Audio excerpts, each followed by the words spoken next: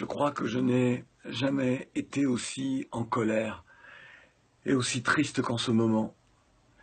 Moi, le descendant d'esclaves, dont les ancêtres furent déportés d'Africa pour être des bêtes de somme dans le Nouveau Monde, je découvre qu'en ce début de XXIe siècle, en cette fin d'année 2017, je découvre qu'en Libye, ce que nous redoutions, après les accords passés entre les uns et les autres, qu'en Libye, on est en train de vendre des Africains.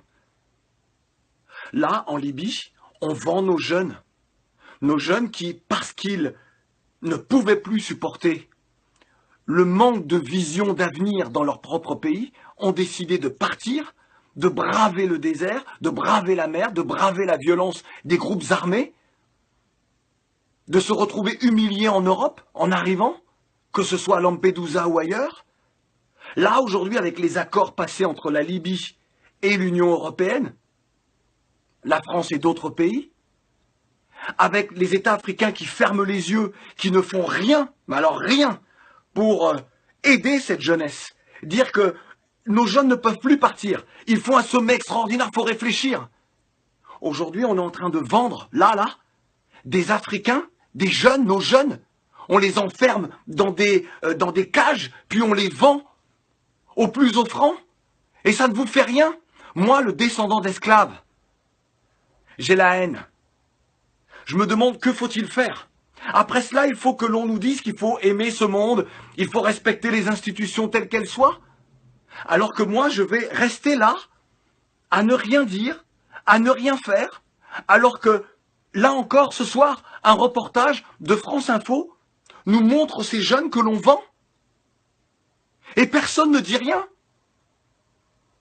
Les dirigeants ne disent rien. Les intellectuels ne disent rien. Les journalistes ne disent rien du continent. Personne ne se révolte. Les footballeurs qui ont les moyens ne disent rien. Vous laissez comme ça les uns les autres se faire vendre. Qu'est-ce que les descendants d'esclaves comme moi peuvent penser, doivent penser? C'est donc ce qui s'est passé avec nos ancêtres il y a plusieurs siècles. On ferme les yeux. Vous ne comprenez pas ce qui se joue. C'est l'avenir d'une part de l'humanité. C'est l'avenir de toute l'humanité. Lorsque les êtres humains sont capables de vendre d'autres êtres humains, c'est qu'ils s'empoisonnent eux-mêmes. Ils se privent de l'humanité. Lorsque des personnes ferment les yeux sur cela, ils se privent de cette humanité. Ils rusent avec des principes d'égalité, des principes d'honnêteté, de respect de l'autre, de démocratie. Quelle démocratie? Et celles et ceux qui subissent ça ne sont donc plus des êtres humains? C'est ça que vous acceptez aujourd'hui? Vous voulez quoi? Jusqu'où devons-nous aller pour nous faire entendre?